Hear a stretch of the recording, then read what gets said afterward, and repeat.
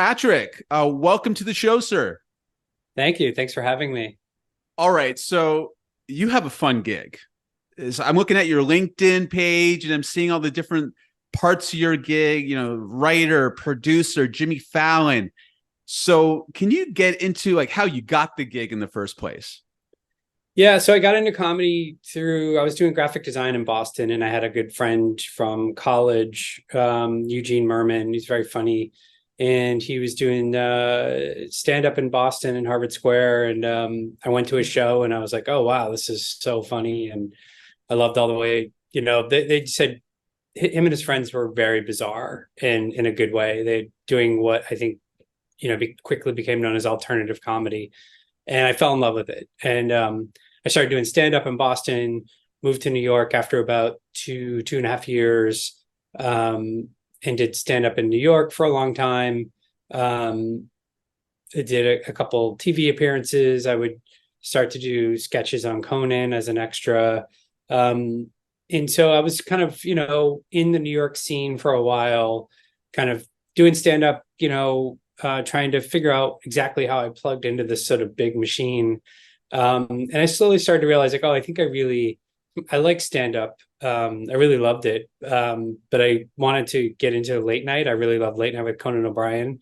That was a show that Letterman was a little too, like, I would think I didn't really see it. I was a little too young when it was popular. But Conan was right in my wheelhouse. I loved what he was doing. So that was sort of like my ideal job. And so I started aiming at writing jobs and got back when this is like in the early aughts, early 2000s. And, it was still that traditional gatekeeper mode, right? Where you needed a manager or an agent to find out about the jobs, to apply. If you didn't have one, you kind of couldn't do it. Like you couldn't apply, you wouldn't know about it, or they only wanted to see people that came through agents or managers. So I got a manager kind of early on being in New York, which was great. And that sort of unlocked all these writing opportunities. And I started to apply to jobs and I didn't get most of what I applied for in the beginning. But in the back of my head, I really wanted Late Night with Conan O'Brien. That was still happening at the time. And I applied to that job like 3 times. And the third time I almost got it. The head writer, Mike Sweeney, called me and said, hey, you're in the final 3 out of like 175, 200 people, however many, a lot of people applied. And he said, Conan's taking the packets home this weekend. And then, so I knew he was going to read my packet and I was like, oh, this is so exciting. And then I didn't get it. And I was like, I had little bits of success along the way where that let me know I wasn't nuts. Cause I think anyone who wants to go into entertainment, for the most part, unless your parents are famous actors, you're kind of going into it a little bit blindly. And, but I had, success along the way that let me know I wasn't nuts.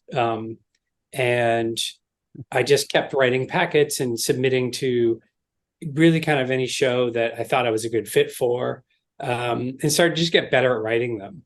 And then eventually, Conan left, and we all know what happened with Conan and Jay Leno, but Jimmy Fallon took over late night, and I didn't know what to expect. I don't think really many people did. It was like, oh, you got late night, let's see what happens. Yeah. And he just crushed it. I was like, oh my God, he came out of the gate so strong, and he was doing really fun, weird stuff, and he really kind of like made that show his own. Because I think just in the same way that Letterman created a daunting mountain of a show in his late night show at CBS at NBC and then CBS. I think Conan created an equally big mountain that could be intimidating. This is incredible body of work. And Jimmy, to his credit, just made it his own. He just kind of went out and created his own mountain, I would argue. And so I quickly wanted to write for it. I was like, oh, that show is awesome. And I applied a couple times and I didn't get it. The first time I applied, it wasn't out yet. we all knew it was coming. All the comedians I knew, we all heard, Jimmy Fallon got late night. And so we all started writing packets. And when you're writing packets, it's so much easier to write a packet for a show that's already out, because you can kind of know what the tone is and what the voice is. And it's just easier to sort of like hit the target.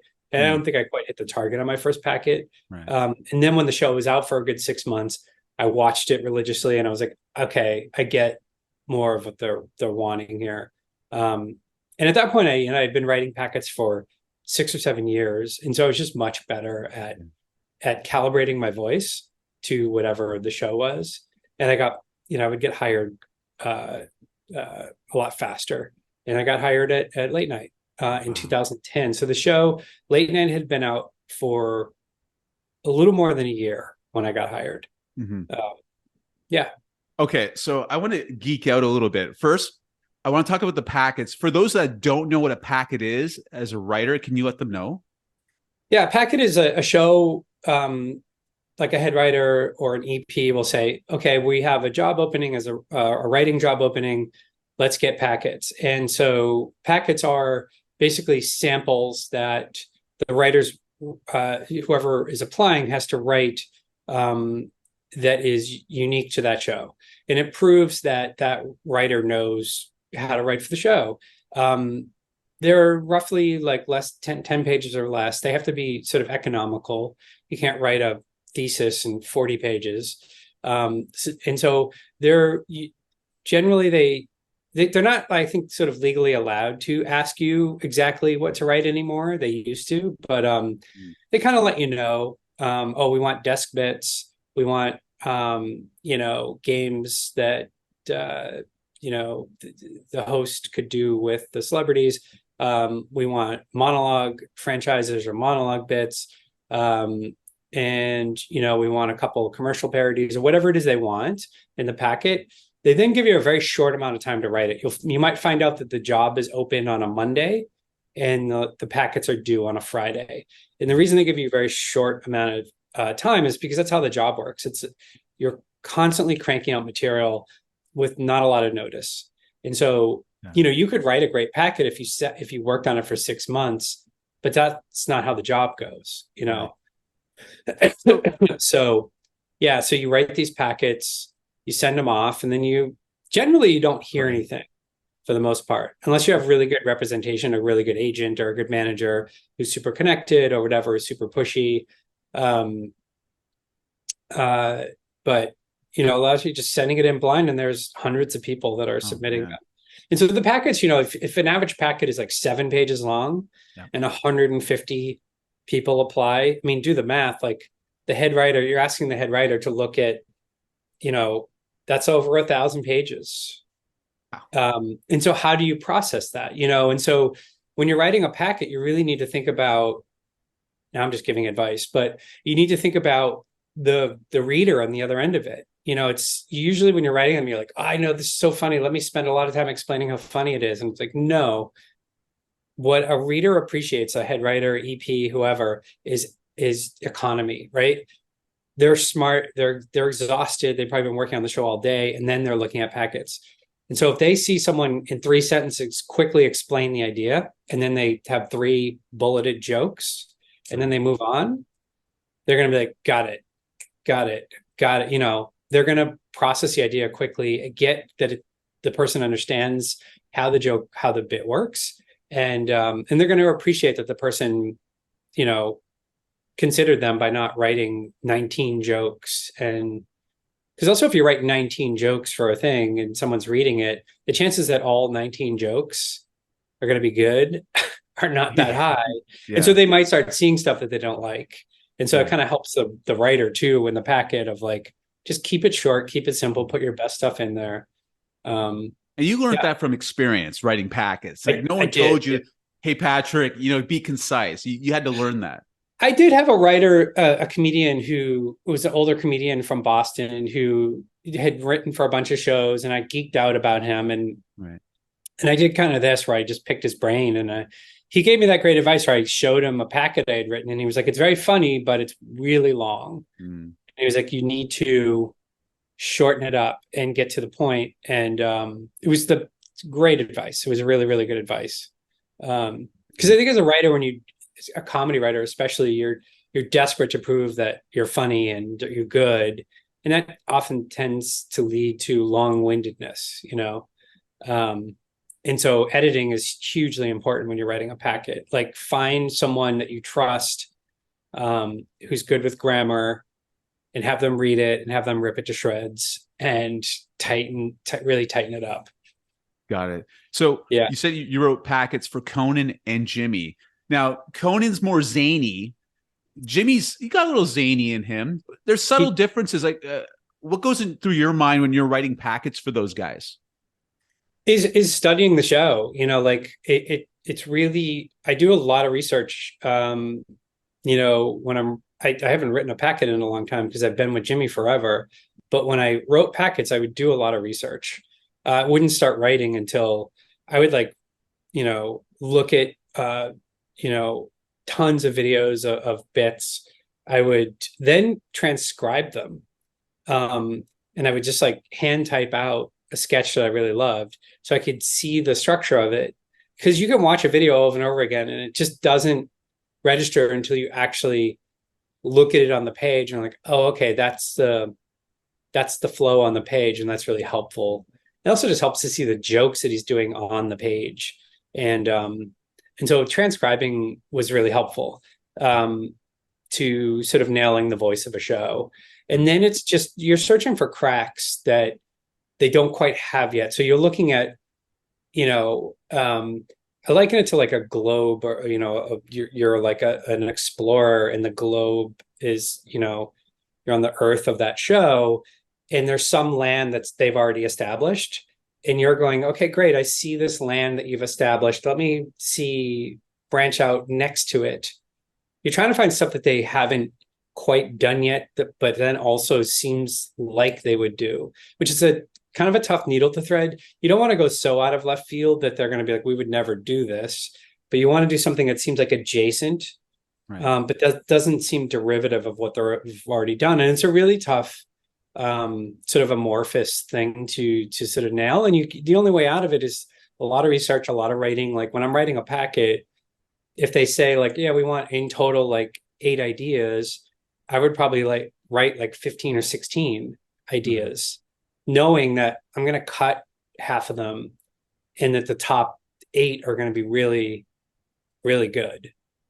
All right. So viewer, listener out there, for the packet, got to be concise, got to mind your tone, got to study the show or whatever the property. Okay. These are good tips. Yep. Okay. The geeking out part, Patrick. Okay. So I've watched Jimmy Fallon for a long time. Tonight Show, the show before that, love the bits. I'd love to get into like bit construction. Like, for example, I don't know if you were around. You were saying you were with Jimmy since 2010, so you might have been around when Justin Timberlake and Jimmy would go to that camp. They did that. Forget that bit. It was them being at a camp, and they would sing Alanis Morissette. I think it's Camp Winnipesaukee. Is it Camp Winnipesaukee? Because I know Winnipesaukee is an actual lake in New Hampshire, and I think that's what it's called. Freaking brilliant. They did like 3 of them. Hilarious. So in a bit like that, what's the construction like? We're in the writer's room. Like, guide us in there. Like, what's going on in there? Well, so the writers will all pitch stuff, and if I didn't pitch that or write it, so I can't speak exactly to how the original writer of that would construct it, but it's really like Jimmy will give you parameters of like, oh, this would be super fun if, I love that idea of a camp thing. What if it's bunk beds, or what if it's this? And they'll sort of like, he's very hands-on. And so he'll let the writer know, this is what I'm looking for. You know, like he's super plugged into every segment, and he's really like goes through stuff with a fine-tooth comb. Like he really cares about it. And so he's very detailed, and so he'll give a lot of feedback. And so the writer will go off and go, okay, it's going to be a sketch about it's a camp, and Jimmy and Justin Timberlake are in their bunk beds, and it's at night, and they stay up late, and so we need flashlights. And then, okay, let's have a 3-beat structure where, they joke and they joke, and they're getting noisier and noisier, talking back and forth with the flashlights. And then the camp counselor comes in and yells at them. And then they apologize. He leaves, talk, talk, talk. They make more noise, joke, joke, joke. He comes in and yells again. They apologize. He leaves. And then the last beat is that they do it again. And then they start singing. And then the camp counselor comes in and yells at them, but then also maybe dances with them. And so you're kind of hashing out like the structure of it, and then just inserting the jokes and going, okay, it's generally, for a show like The Tonight Show, sketches, especially live ones, they tend to have even something as evergreen as that camp sketch. You'll work in topical things, whatever is in the news, heat wave or whatever's going on. And you'll kind of not necessarily shoehorn it in, but you'll kind of pepper the script with jokes about that kind of stuff. It's also, you got to be sensitive, because it's like stuff like heat waves. It's like, okay, a lot of people are suffering, so you don't really want to joke about that too much, but you might talk about the World Cup, or you might talk about baseball playoffs, or whatever the heck is going on. So yeah, I mean, that's kind of how the writer kind of goes off and writes it. And then if it's going to end with a song, you have to reach out to legal to find out. No, really? Yeah. Well, yeah, because they're going to sing a song, and if it's like a super difficult to clear song, then you're in trouble, and then you can't air it on YouTube, or they got to pay $20,000 just to have them sing this song for 15 seconds or 20 seconds. And is it really worth it? And so you have to have a list of songs that are options, and then you go to Jimmy, and then if Jimmy picks one, and then you have to go to Justin Timberlake's team just to okay it with him. But that's not same day, right? Is that same day? That's not same day. So something like that's a little bit of a bigger swing. Okay. And so you start work, especially for like a big guest like him, this will get hashed out weeks, if not like a month in advance. You start to like plant the seed of like, okay, Justin Timberlake's on in 2 months. What do we want to do with him? And Jimmy usually has a good idea. It should be a sketch or a live sketch or something, like the history of rap or live music thing. And Jimmy usually has a good idea of like the ballpark of the areas that he wants to move into. Right. And so then he'll let us know, and then we sort of we'll be given a deadline. Hey, Justin Timberlake ideas are due tomorrow night at 6 p.m.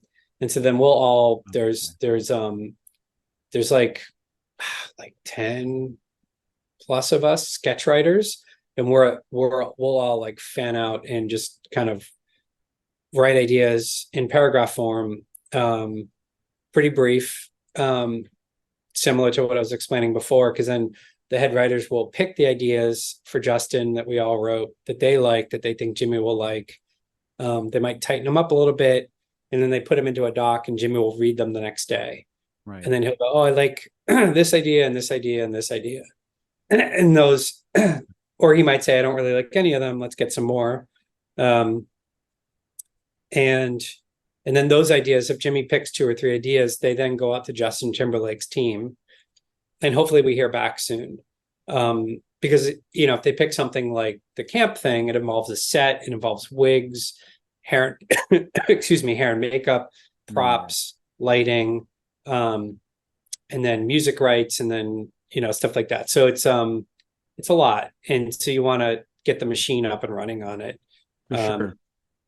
So talk about the day in the life, like a day in the life of your gig. What does it look like? So we talked a little bit about writer's room, that sort of thing. Like, how does it all progress to lead to the actual recording time of the show? Like, are most of the bits decided upon that same morning? Like, say they're not involving like a big time. Well, I guess they all involve a celebrity of some sort.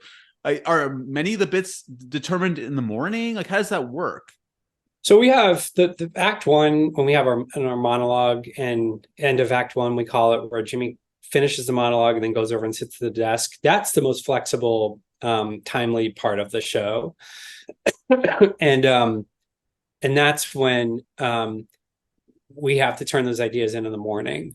And so our morning starts with kind of the night before. We have a writer's assistant who's putting together a list of premises, so news stories encapsulated. They'll distill them down into one sentence. And so it'll be, like record heat waves across the US and a link to the article. And then it's, Tom Cruise, Mission Impossible expected to set box office records, link to article, and there'll be 2 to 3 pages of that. And so we get that starts to get populated the night before. And though the sketch writers and the monologue writers, so we have 2 kinds of writers, we all have to pitch an act 1 idea, meaning it can exist in the monologue, or it could be the end of act 1 where Jimmy sits at the desk, or it could be a cold open to start the whole show. And we will, those are due at 9:15 in the morning. And so I generally wake up at around 6:45, 7 o'clock. I make a tea. I drink tea, and which was evident with my first sentence, or previous sentence. Okay. And I will. I have an actual treadmill desk. So I got like a cheap treadmill on Amazon, and then I got a rising desk, and I will get on it, and I'll walk like up to 2 to 3 miles, and I'm just reading the premises, picking stuff, and then all of us are plugging our ideas into a Google Doc, and so you can see like it becomes a bit of an arms race because you're racing against the clock. You're like, okay, these ideas are due at 9:15, and there's 15 other writers submitting ideas, and you start to see what people are writing and putting in, which is helpful because you're like, okay, they sent the thing in on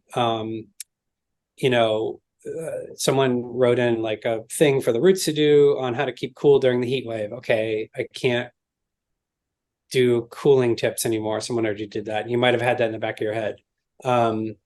And so you'll see like topics getting covered by the other writers and bits getting into the doc. And I'll just identify something that I want to write. And so I'll give you an example. Like Megan Thee Stallion was coming on, and they said like, yeah, she's up for doing a monologue bit or something in act 1. And so then I was kind of thinking about her, and I was like, and she was on the show that day, and I was like, oh, what's that song? I started researching her music and her lyrics, and she has this song where she goes like classy, bougie. She says like 4 to 8 words kind of in this really great stylized way. And so then I was like, oh, what if she came out, interrupted the monologue, told Jimmy, you got to speed this up. I'm the special guest on the show today. We got a lot to get to. I'm going to help you with the monologue. And so Jimmy's like, that's great. And then Jimmy says, President Joe Biden's going on vacation in Martha's Vineyard. And she goes, classy. And so then I took like a chorus, I don't know if you could call it a chorus, but like one part of her famous part of her song, and just had Jimmy say premises and that fit into classy, bougie, nasty, ratchet. And I plugged in premises that I noticed in the news that kind of matched up with those words. And so Jimmy would say a premise and she would go classy, bougie, nasty, ratchet, acting stupid, what's happening?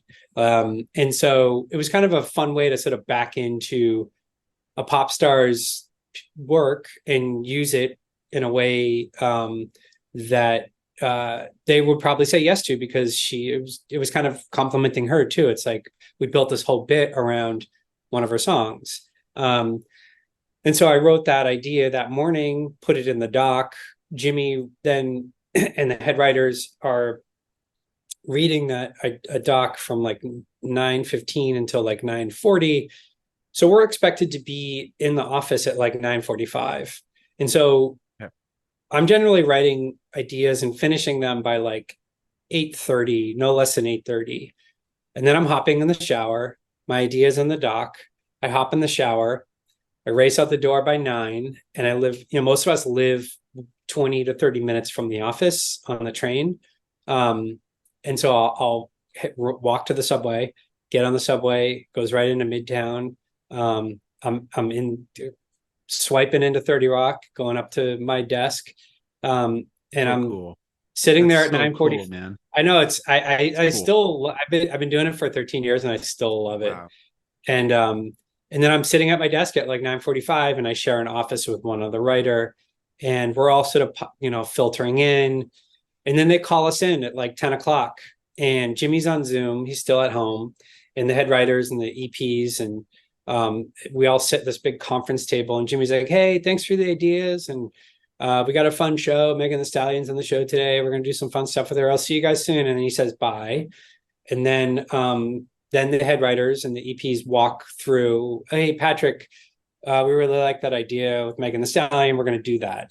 And so then I go on Slack, and I have to, most other shows, the writers are just writing and then they're done.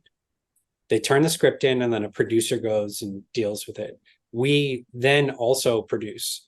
We're one of the only shows I don't think any of the other shows do it. And Seth Meyers, Kimmel, Colbert, I don't think any of them do it that way. I think we're kind of unique in that we're fully in charge of it. And so then I get on Slack, and while the head writers are talking, I'm like emailing the script. I'm putting it in a final draft because it has to be kind of formatted. I'm sending it to our head of music because she's the one who's in contact with Megan Thee Stallion's people. And then saying, hey, Jimmy just approved this. Can you get this out to her ASAP? Let us know if she's into it. I get that out. And then we have a staff-wide production meeting at 10:30, where we walk through that day's show and the next day's show. And then we look forward in the calendar to see if there's any other big things we need to talk about. And so they'll say at 10:30, great. The guy running the Zoom meeting is really great producer, Gerard. He's like, all right, what do we have in Act 1 today? And we have a writer's assistant who will say, Patrick has Megan Thee Stallion idea. Patrick, are you ready to talk about this? And the Zoom has like 150 people in it. And you're talking to everybody, the camera people, the sound people, music, hair, makeup, wardrobe, graphics, set design, electrician, carpentry. Everybody's on this, talent, bookers, all the assistant staff. Everyone's on this, and I have to walk through the idea. And so then I tell the whole staff, yeah, Jimmy starts talking, and then we hear the ding, ding, ding, this iconic keynote from this Megan Thee Stallion song. And Jimmy looks around, Megan Thee Stallion enters, and they'll go, where does she enter from? So you have to have answers for everything. So music cues, she enters from stage right. She just walks right up to Jimmy. And so that lets the lighting people know, it lets our stage director know, it lets our camera person, our director know, okay, so we can put her over off the stage right, near Higgins. And she walk in there, and then they'll go, well, we don't want people to freak out. If she's standing there, everyone's going to see her. So how can we hide her? So there's a lot of discussion. There's a lot of details in something as simple as like, she just enters and does a quick bit with him. That triggers all these questions, and then I have to be involved in it. And they'll say, do you care if people see her? And I say, I don't think anyone should see her.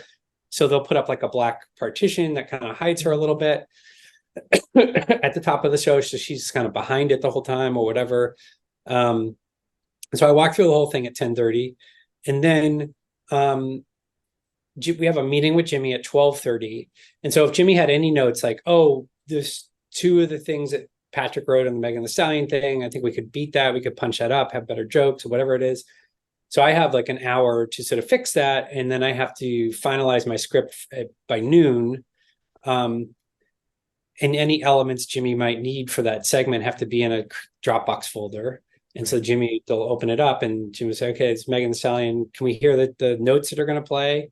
And then at that point, I would have reached out to our music department and licensing, our legal department, and say, these are the 4 key notes that I want to play from this Megan Thee Stallion song. And I'll get the okay legally. So I have an editor edit it. I put it in the Dropbox folder. and then I have my script finalized. I give it to the writer's assistant. 15 copies of it get printed.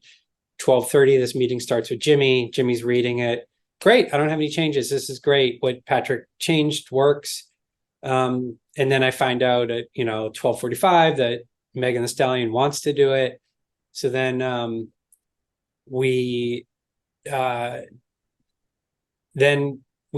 the studio takes a break from like 1 to 2 because they're all unionized, and so they'll usually work on down in the studio. They're working on blocking music usually in the morning, and so then starting at 2 o'clock when they're back, everyone's back from lunch, everything gets lit up in the studio.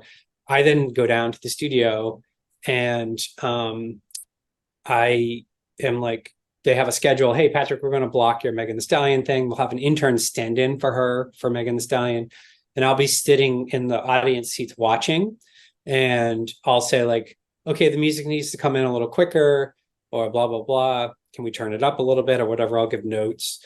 And then we'll have over the shoulder graphics. Like, Joe Biden just started a vacation in Martha's Vineyard, classy. And I'm like, okay, the graphic needs to come up more on this word, not that word. And I'll kind of give notes.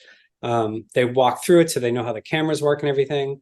And then they'll block all these bits, all these segments from like 2 to 3:15, 3:30. And then Jimmy will come out at 3:30 so that they've rehearsed this stuff now for like an hour and a half and they've got it down. So that by the time Jimmy comes out and Megan Thee Stallion comes out at 3:40, 3:30, 3:40, it's a well-oiled machine. They know exactly how this bit's working. And I'm just there in the dark, on the edge of the stage, like waiting in case he has notes. And so Jimmy will walk through it with her. And he might say, oh yeah, let's change this second thing to this. And I'll go, okay, great. And then I go out and I go talk to our script department. The show tapes at 5. So the critical point is from like 3:30 to 5. Did Jimmy have any changes after the 3:40 rehearsal? If so, fan it out on Slack, let everyone know, and then update the script. And the script is really where like all the other departments sort of like, that's their Bible. And so I usually go and talk to the script department, and we call it dirty changes. Instead of me updating the script on my computer, I'll go sit and talk and give them changes dirty, which means if I'm in the studio, I have a printout, I'm just handwriting quick notes on the thing. So I'll go and sit with our script coordinator and I'll say, okay, on this third beat or this second beat, Jimmy wanted to change it to this, and I'll watch her type it in and she'll show it to me. Is that correct? Yes. And then it's updated on prompter. But then also we have cue cards. So I'll go down to cue cards. I physically read the cue cards because they're human beings and sometimes they make mistakes. Sure. And then I go into I'll talk to the music person and say, hey, do you want Megan Thee Stallion to read this? And she'll go, yeah, she'd like a chance to read it. So I go talk to the cue card people, bring cue cards into her green room. I knock. Hey, is it a good time? Yeah, come on in. I'll go in. I'll play Jimmy. We have the cue cards in the green room. She'll be sitting in her chair and I'll be like, hey, everyone. So we got a ding, ding. Music comes in. What? Megan Thee Stallion, what are you doing here? Wait a second. You're role playing with these guys, with these celebrities? Yeah, we have to rehearse with them. We have to run them through it. So we sit with them. We go into this is a job. This is a job. But it's intense because for sure. You have to be on top of your game. You cannot get nervous. You can't drop the ball. You can't be like, oh fuck, I forgot to ask if they wanted to read it off cue cards, or I forgot this, or I forgot. Like, writers get fired because it's just saying I'm not signed in on Zoom. I got a new computer. It's okay. You're good. You're good.